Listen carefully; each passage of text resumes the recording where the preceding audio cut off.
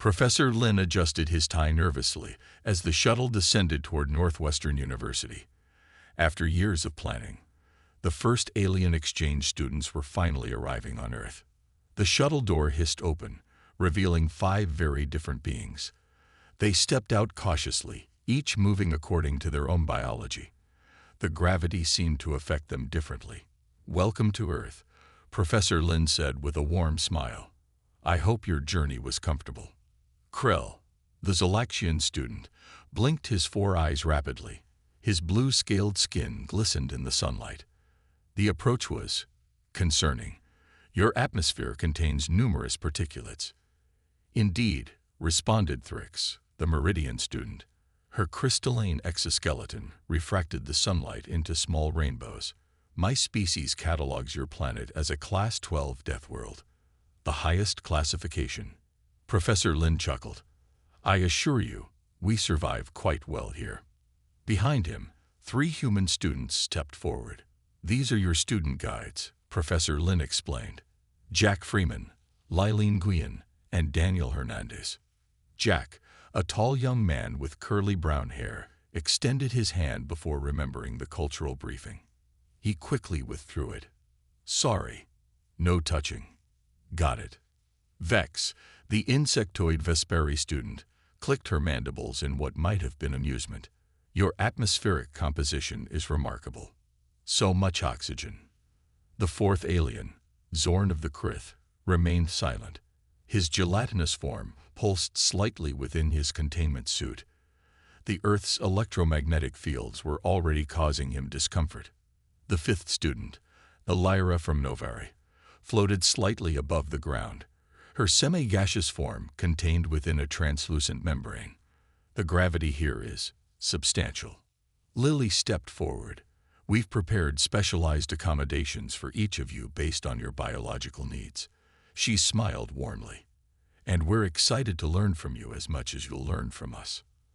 As they walked toward the university buildings, a sudden gust of wind blew across the campus. Thrix froze in place, her crystalline body vibrating in alarm. "What is happening?" she asked, panic evident in her harmonized voice. "Just wind," Daniel explained. "Air movement. It's normal here. Unpredictable atmospheric disturbances are normal." Krell seemed incredulous. "Wait until you see rain," Jack said with a grin. Professor Lin shot him a warning glance. "Perhaps we should get everyone settled before discussing weather patterns." As they reached the specialized dormitory, the alien students noticed other humans staring at them with undisguised curiosity. "Your species seems remarkably diverse," observed Elira. "Different pigmentations, sizes, morphologies." "Yes," agreed Lily. "Human diversity is one of our strengths." Inside the dormitory, each alien found quarters adapted for their needs. Zorn's room was electromagnetically shielded. Thrix had a chamber with mineral supplements. Vex's space featured higher oxygen levels. Krell's room was warmer and more humid, while Elira's was pressurized differently. "These accommodations are surprisingly adequate," Krell admitted, inspecting his room. "Thanks," said Daniel. "We've been preparing for months." Later that evening, the group gathered in a common room. Professor Lin had ordered various foods suitable for each species. "Tomorrow we'll begin orientation," he explained. "You'll learn about our campus, our customs, and how to navigate human society." "And avoid the numerous dangers?" asked Thrix. Jack laughed. "Earth isn't as dangerous as your records suggest." At that moment, a low rumble of thunder sounded in the distance. All 5 alien students tensed. "Just atmospheric discharge," Lily explained quickly. "Completely normal." "Normal," repeated Vex, her antennae twitching. "Your definition of normal is concerning." The alien students exchanged glances. Perhaps the classification of Earth as a death world wasn't exaggerated after all. "I predict this exchange will be educational," Krell said carefully. Professor Lin smiled. "That's the idea.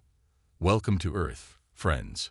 The adventure has just begun. The first week on Earth proved challenging for the alien exchange students. Each day brought new discoveries about why Earth earned its Deathworld classification. On Monday morning, Thrix was the first to encounter trouble. As the group walked to their introductory xenobiology class, dark clouds gathered overhead. "The sky is changing color," Thrix observed, her crystalline body trembling slightly. "Just rain clouds," Daniel explained. "Water will fall from the sky soon." Before he could elaborate, the first drops hit. Thrix emitted a high-pitched sound and ducked under the nearest tree. "Is it acid?" she asked, frantically examining her exoskeleton for damage. Lily rushed to her side. "No, it's just water. Pure H2O. Is rain acidic on your world?" "All precipitation on Meridia contains corrosive compounds," Thrix explained, still huddled beneath the tree. "It dissolves organic matter." Jack removed his jacket and held it over Thrix. "Earth rain is mostly harmless to us. It's actually necessary for life here. Your world constantly throws water at you, and you consider this normal?" Krell asked, blinking his 4 eyes rapidly. As they continued toward the science building, Vex suddenly stopped and pointed. "What is that small creature? Is it dangerous?" A squirrel sat on a nearby path, nibbling an acorn. Daniel laughed. "That's just a squirrel. They're harmless." Krell moved behind Jack. "It resembles the Dartak predators of my homeworld. They hunt in packs and can strip flesh in seconds." "I promise squirrels only want nuts," Lily assured him. "Though they might get aggressive if you have food." "Even your harmless creatures have aggressive tendencies," Zorn noted, his gelatinous form pulsing nervously inside his containment suit. The cafeteria introduced another set of challenges. Vex selected what looked like a green salad, only to drop her fork after one bite. "My respiratory passages are constricting," she gasped, her mandibles clicking rapidly. Professor Lin rushed over. "What did you eat?" "Just this green plant material," Vex wheezed. "Jalapeno peppers," Jack identified, looking worried. "They're spicy." "Spicy?" Elira asked, floating slightly above her chair. "Chemical compounds that cause a burning sensation," Professor Lin explained while administering an antihistamine to Vex. "Humans consume them deliberately for pleasure. You ingest defensive plant toxins for enjoyment." Thrix's voice harmonized with disbelief. "Some humans even compete to eat the spiciest foods," Lily added. After lunch, the group attended a physics lecture. The professor asked for volunteers for a demonstration about gravity. Earth's gravity is 2.3 times stronger than the galactic standard, the professor explained. "This affects everything from our bone density to our muscle strength." To demonstrate, he asked Zorn to try lifting a 5-pound weight. Even with his containment suit's assistance, Zorn struggled. "Most human children could lift this easily," the professor noted. "Our bodies developed under these conditions." That evening, the alien students gathered in their common room to compare notes. "I've documented 17 potential lethal threats today," Krell announced. 19, corrected Thrix. "You forgot the students throwing the circular projectile on the grass field." "A frisbee," Daniel explained. "It's a game." "And the wheeled transportation devices?" asked Elira. "Bicycles," Lily said. "Also not weapons." "Everything on this planet seems designed to challenge survival," Vex observed, her breathing finally back to normal. "No wonder humans are so resilient. Remember when we thought Class 12 Deathworld was an exaggeration?" Zorn's gelatinous form rippled in what might have been a laugh. Jack smiled. "Just wait until tomorrow. We're going to introduce you to something really exciting." "What could be more exciting than precipitation and toxic food?" Thrix asked wearily. "The campus wildlife tour," Daniel answered cheerfully. The aliens exchanged worried glances. Earth was proving more dangerous than any of them had imagined. The university bus rumbled along the highway toward Yellowstone National Park. Inside, the 5 alien exchange students peered nervously through the windows at the passing wilderness. I still don't understand why humans deliberately enter untamed natural environments, Krell said, his blue scales reflecting the morning sunlight. On my planet, we build protected cities far from wildlife. Jack Freeman leaned back in his seat, grinning. That's the point of national parks. We preserve these wild places because we value them. You value danger? Fricks asked, her crystalline form vibrating slightly with the bus's movement. We value nature, Lily corrected. The balance of life, the beauty of untouched landscapes. The bus pulled into the visitor center parking lot. Ranger Kate Williams was waiting for them, dressed in her official uniform with a wide-brimmed hat. Welcome to Yellowstone, she greeted them. I understand this is a special tour. Professor Lin nodded. Our exchange students are experiencing Earth's biodiversity for the first time. Ranger Williams smiled at the aliens. You're in for a treat. Yellowstone contains some of North America's most fascinating ecosystems. As they walked along a designated trail, Elira floated slightly above the path, her semi-gaseous form undulating. The variety of plant life is remarkable. How many species exist in this one location? Over 1,700 native plant species, Ranger Williams answered. And that's not counting the fungi, bacteria, and other microorganisms. Zorn's containment suit whirred softly as he adjusted his sensors. I'm detecting thermal anomalies ahead. Good observation, the ranger said. We're approaching the geothermal features. Yellowstone sits on a massive supervolcano. All 5 aliens stopped moving. You built a tourist destination on an active volcano.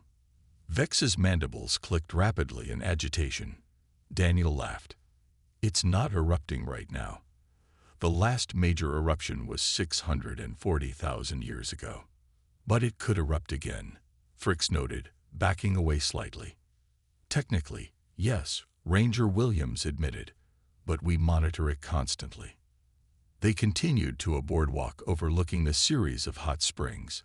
Steam rose from pools of vivid blue and orange water.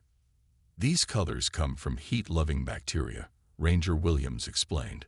The water is near boiling point and highly acidic.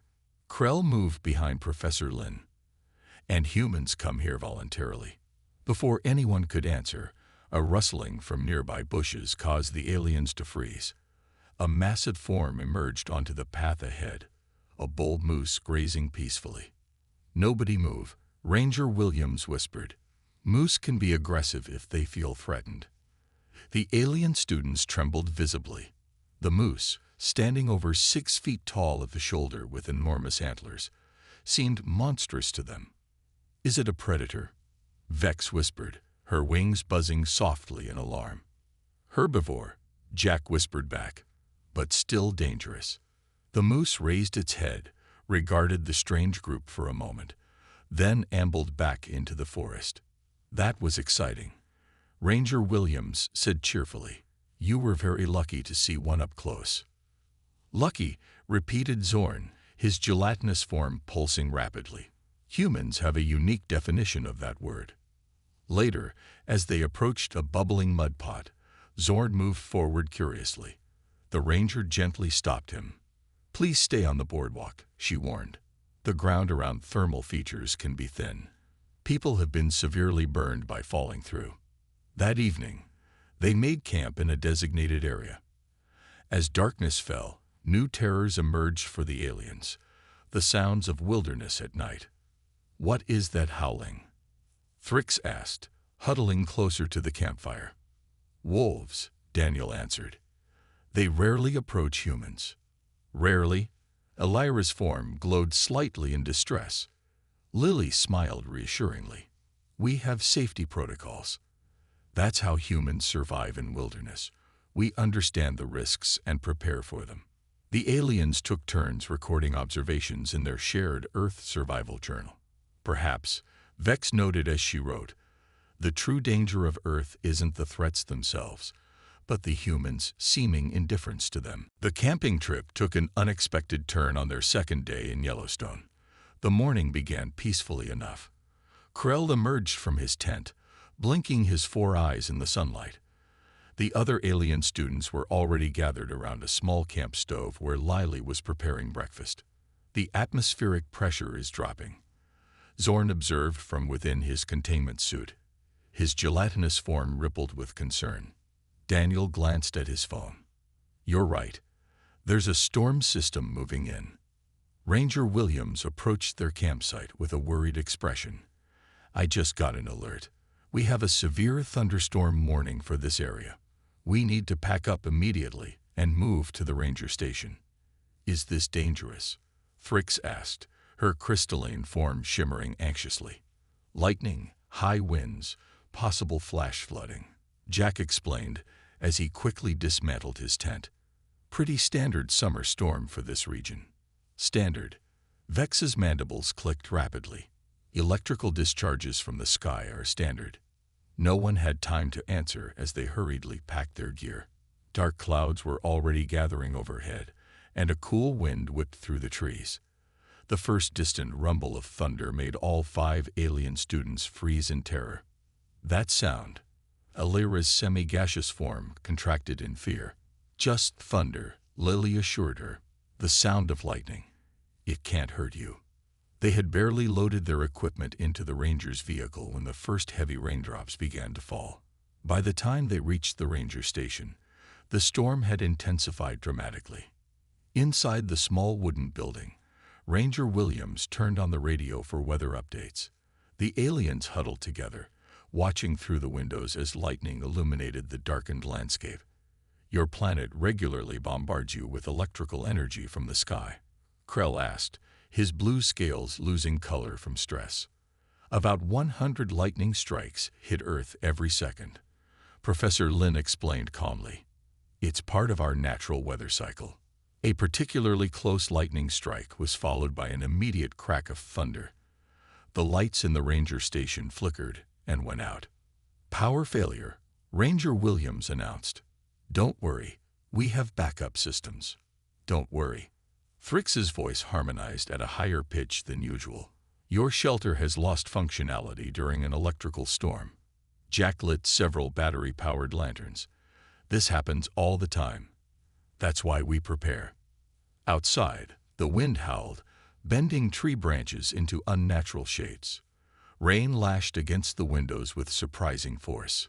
"The liquid precipitation is becoming more aggressive," observed Vex, her antennae flat against her head. Daniel checked his phone again. "The weather service says there's a flash flood warning now. The creeks could rise quickly. The water levels will increase." Zorn's containment suit whirred as his internal fluids pulsed with alarm. "How quickly?" "Sometimes several feet in minutes," Ranger Williams said as she checked the emergency radio. "But we're on higher ground here." The alien students exchanged horrified glances. Their Earth survival journal had never contemplated that the very atmosphere would become a weapon. As the storm raged outside, Lily attempted to distract the aliens by teaching them to play card games. The effort was largely unsuccessful, as each new lightning strike caused them to drop their cards in terror. "I don't understand how your species has survived," Elira said, floating nervously near the ceiling. "Your planet actively tries to kill you with unpredictable weather events." "That's exactly why we've survived," Jack explained. "Earth has always challenged us, so we've adapted. We build shelters, develop warning systems, create contingency plans. Evolution through adversity," Professor Lin added. "The harsh conditions of Earth shaped humans into remarkably resilient beings." As the storm gradually moved away, the aliens remained huddled together, adding extensive notes to their journal about atmospheric assault mechanisms and human weather resilient strategies. Krell looked out at the rain-soaked landscape with newfound respect.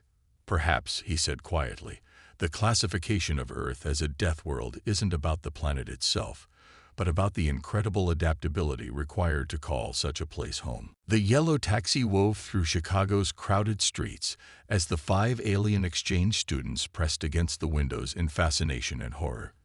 This was their first visit to a major human city, and the experience overwhelmed their senses.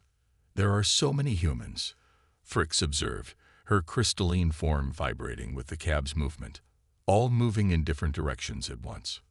About 2.7 million in Chicago proper, Daniel explained, and millions more in the surrounding areas. Krell's 4 eyes blinked rapidly. You stack your dwellings vertically to fit more humans in less space. Exactly, Lily said. Those tall buildings are called skyscrapers. The taxi stopped suddenly as a pedestrian darted across the street against the light. The driver honked, making all 5 aliens jump in alarm. That sound. Vex's mandibles clicked rapidly. Is it a warning call? Just a horn, Jack explained. Drivers use them when they're annoyed. When they finally exited the taxi at Millennium Park, the aliens were immediately assaulted by the noise, smells, and movements of downtown Chicago. The Lyra's semi-gaseous form contracted noticeably. The sensory input is overwhelming, she whispered. How do humans filter all this information? We mostly just tune it out, Daniel said. Your brain eventually learns to ignore what isn't important. As they walked along Michigan Avenue, they passed a construction site. Without warning, a cloud of dust blew toward them. Zorn's containment suit immediately sealed tighter, but not before some particles entered his filtration system. His gelatinous form shuddered violently. Zorn needs help, Professor Lin called out, rushing to the Krith student's side. They quickly moved away from the construction zone. Lily found a quiet corner in a nearby cafe where Zorn could recalibrate his suit. Earth particles contain numerous microorganisms, Zorn explained weakly. My biological systems are not equipped to process them. I'm so sorry, Professor Lin said. We should have anticipated this risk. While waiting for Zorn to recover, the others watched the constant flow of humans through the cafe. People rushed in, ordered drinks, stared at screens, and hurried out again. Humans seemed to move with great purpose and speed, Vex observed. Is there a central command directing their activities? Jack laughed. No, everyone's just busy with their own lives. Cities operate on individual choices that somehow form a functioning system. After Zorn felt better, they continued their urban exploration. At a crosswalk, the aliens froze at the edge of the street. Those metal containers move very quickly, Frick said, watching the cars speed by. The impact force would be lethal. That's why we have traffic lights and crosswalks, Lily explained. Systems to keep pedestrians safe. Your species creates dangers, then implements systems to mitigate those same dangers. Krell sounded incredulous. Later, in the crowded elevator of the Willis Tower, the aliens huddled together as more humans squeezed in at each floor. This small space contains too many bodies, Vex whispered. Is this not dangerous? It's just uncomfortable, not dangerous, Daniel assured her. Humans can tolerate being close to strangers temporarily. At the observation deck, they looked out over the vast cityscape. The height made even Jack a bit dizzy. You build structures that would collapse on most planets, Ilera noted. The engineering required is impressive. Humans reshape their environment instead of adapting to it, Professor Lin explained. It's one of our most distinctive traits. As evening fell, the city transformed. Bright lights illuminated buildings, music spilled from restaurants, and crowds swelled on the streets. The contradictions are fascinating, Krell said as they waited for a taxi back to their hotel. Humans create environments full of potential dangers, then develop complex behaviors to navigate those dangers. That's city survival, Jack said with a smile. Different from wilderness survival, but just as important. In their hotel rooms that night, the aliens updated their Earth Survival Journal with a new section, Urban Hazards and Human Density Tolerance. Perhaps, Vex wrote, the most remarkable adaptation of humans is not physical at all, but their ability to create order from chaos. The university gymnasium echoed with shouts and the squeak of rubber shoes against polished wood. The alien exchange students sat in the bleachers, watching with increasing amazement as the annual Northwestern University physical fitness competition unfolded before them. I don't understand, Frick said, her crystalline form catching the overhead lights. These humans are deliberately exhausting themselves. Professor Lin nodded. Physical exertion is something humans do voluntarily. Many find it enjoyable. On the gym floor, students competed in various events. Currently, a relay race was underway, with teams passing batons as they sprinted around the track. Their respiratory rates are elevated, body temperatures increasing, muscles experiencing micro-tears. Zorn observed from within his containment suit. Yet they appear happy. Exercise releases chemicals in our brains that create positive feelings, Lily explained. Plus, friendly competition is fun. The relay race ended, and the crowd cheered for the winning team. Next came a weightlifting demonstration. A muscular woman approached a barbell loaded with heavy plates. "What is she attempting?" Krell asked, his 4 eyes focused intently. "She's going to lift that weight over her head," Jack said. "It's about 220 pounds. The aliens watched in stunned silence as the woman positioned herself, then in one fluid motion, raised the barbell above her head. After holding it steady for 3 seconds, she dropped it to the floor with a loud clang. Impossible. Vex's mandibles clicked rapidly. The skeletal structure should fracture under such stress. Human bones are surprisingly dense, Daniel explained, a result of evolving on a high-gravity planet. The next event was even more confusing to the aliens. A young man dove into the swimming pool and began moving rapidly through the water. He has submerged himself into hydrogen monoxide, Elira noted, her semi-gaseous form contracting slightly. "Is this not dangerous?" "Humans can hold their breath for extended periods," Professor Lin said, "and we're naturally buoyant in water. On my planet, submersion in liquid is a primary cause of death," Fricks said quietly. As the swimming event continued, the aliens observed how the humans moved efficiently through the water, turning their heads periodically to breathe. "They have adapted to function in multiple environments," Krell observed. "Land, water, do they also navigate through air?" "Not naturally," Lily laughed, "though we've built machines to fly." The final event of the day was a marathon run around the campus. The aliens moved outside to watch the start.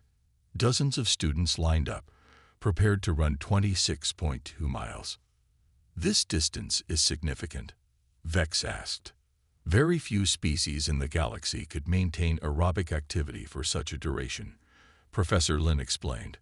"Human endurance is quite remarkable." As the runners took off, Jack suggested the alien students walk part of the course to better understand the challenge. They positioned themselves at mile marker 20, where they could see the runners returning. When the first marathoners passed their position, the aliens were shocked. The humans were clearly in pain, sweating profusely, breathing heavily, faces contorted with effort. Yet they continued forward. "They are suffering," Elira observed. "Why don't they stop?" "Mental fortitude," Daniel said proudly. "The ability to push through physical discomfort to achieve a goal." Later, at the finish line, they watched as exhausted runners collapsed into the arms of friends, some crying, others laughing despite their fatigue.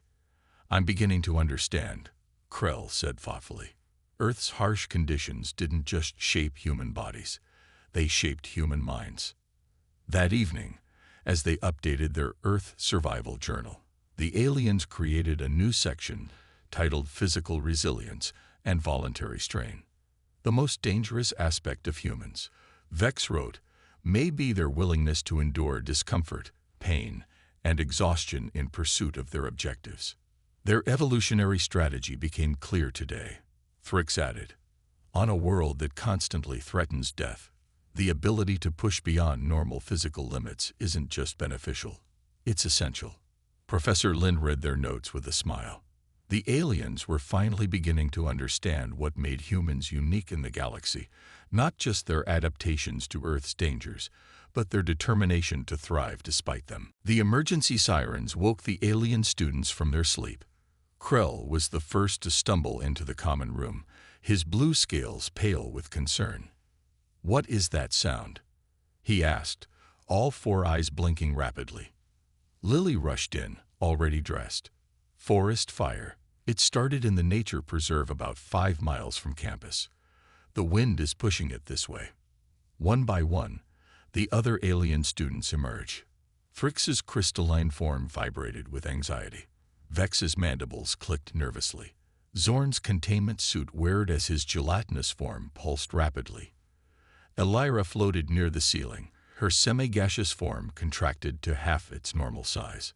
"Are we in danger?" Thrix asked.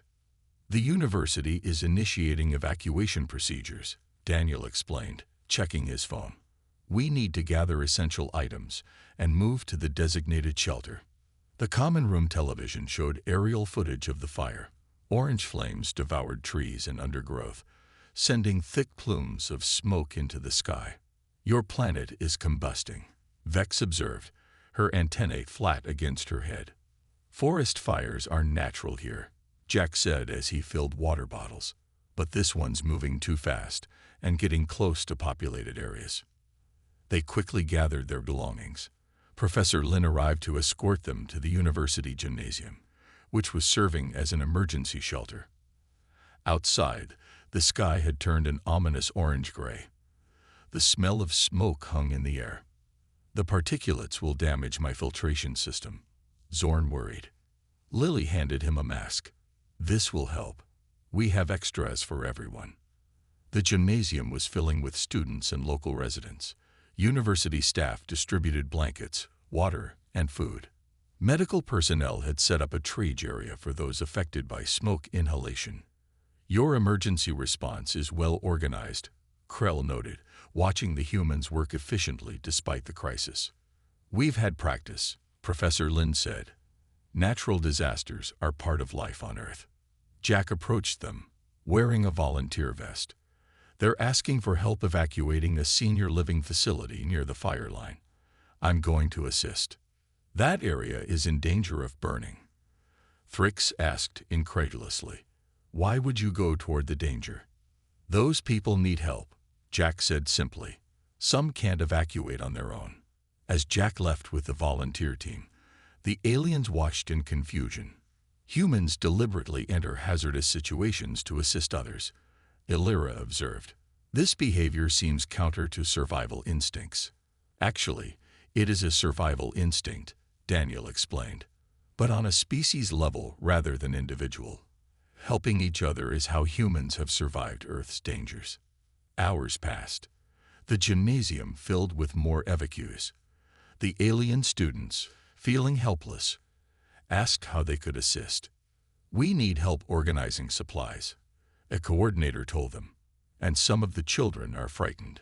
Distraction would be helpful." To everyone's surprise, the aliens proved excellent at emergency response. Krell's 4 eyes allowed him to keep track of multiple tasks at once. Thrix's precise crystalline mind excelled at organizing resources. Zorn's containment suit had medical sensors that helped identify those in respiratory distress. Most remarkably, Vex discovered her mandibles could create soothing harmonic sounds that calmed frightened children. She sat surrounded by human youngsters, telling stories of her homeworld while producing gentle clicking melodies. Elira, whose gaseous form allowed her to move quickly through crowded spaces, became an efficient messenger between different sections of the shelter. Late that night, Jack returned, exhausted and smoke-stained. "Everyone got out safely," he reported. "The firefighters think they can contain the blaze by morning." "You risked your life," Krell said, studying his human friend with new understanding. "It's what we do," Jack said, accepting a bottle of water from Lily. "Humans help humans." As the crisis subsided, the alien students gathered to update their journal. "Today we witnessed the most profound adaptation humans have developed on their Deathworld," Vex wrote. "Not physical strength or endurance, but community. Faced with danger, they don't flee individually. They unite." "Perhaps," Thrix added, "this is why Earth produced intelligent life despite its dangers. The harsh conditions forced cooperation rather than competition."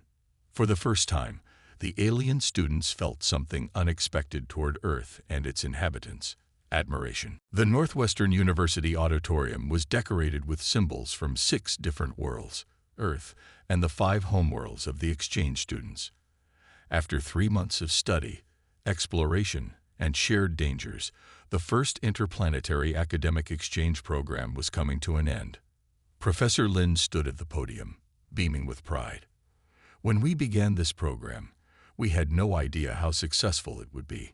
Today, our alien colleagues will present their findings about Earth and human adaptation. The audience consisted of university officials, students, and representatives from the Galactic Academic Consortium who had traveled to Earth for this occasion. The 5 alien students sat nervously on stage, each prepared to speak. Krell went first, his blue scales shimmering under the lights. When I arrived on Earth, I classified it as a death trap. Now I understand it differently. He displayed images from their adventures. Humans don't just survive Earth's dangers. They thrive because of them. Thrix stepped forward, her crystalline form catching the light. Earth's gravity, atmospheric conditions, and biodiversity created selection pressures that produced remarkable resilience in humans. She projected data comparing human adaptability to other species. No other intelligent species in our database can function effectively in such varied conditions. Vex clicked her mandibles for attention before speaking. The most surprising discovery was not Earth's physical dangers, but human psychological response to them. She showed footage from the forest fire evacuation. When faced with crisis, humans move toward danger to help others, not a way to save themselves. Zorn's containment suit hummed softly as he floated to the center stage. We propose a reclassification of Earth from Class 12 Deathworld to Class 12 Adaptive Crucible.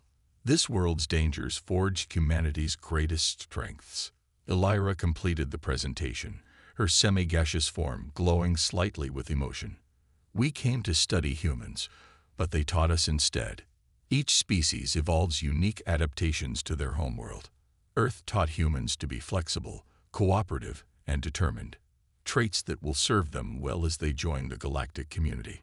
After thunderous applause, Professor Lin announced the second phase of the exchange. Human students would visit the alien homeworlds next semester. Jack, Lily, and Daniel were among those selected. Are you nervous about visiting our worlds? Thrix asked Jack during the reception afterward. Terrified, Jack admitted with a grin. But excited too. Your crystal forests sound amazing, even if they can shatter at the slightest sound. Lily and Vex discussed the preparations for Lily's visit to the Vesperi hive cities. The atmospheric pressure will be challenging for you, Vex warned. And our social structures are complex. I've been practicing in the pressure chamber, Lily said, and studying your social hierarchies. I'll adapt. Daniel and Zorn reviewed safety protocols for Daniel's visit to the Krith homeworld. Your protective suit must never malfunction, Zorn cautioned. Our electromagnetic fields would disrupt your nervous system within minutes. I'll be careful, Daniel promised. The opportunity to study your liquid architecture is worth the risk. As the evening ended, the alien students gathered one last time to complete their Earth survival journal. Krell added the final entry. We came to Earth believing we would study a dangerous anomaly, a planet so hazardous that its native intelligent species must be either extremely lucky or foolishly reckless. We depart with a different understanding. Earth's dangers created humans' greatest strengths. Their adaptability, resilience, and cooperation are not despite their death world, but because of it. Most importantly, we learned that danger is relative. Each species faces different challenges. What kills a Meridian might be harmless to a Vesperi. What threatens a Krith might strengthen a human. Perhaps true wisdom lies not in avoiding all dangers, but in understanding which ones help us grow. Professor Lin watched the alien students with pride. The exchange had accomplished more than scientific research. It had created genuine understanding between different worlds. The universe is full of dangers, he thought, but also full of beings who, in their own ways, learn to overcome them. As Earth's first alien visitors prepared to depart, they carried with them a new respect for the little blue death world and its remarkably adaptable inhabitants.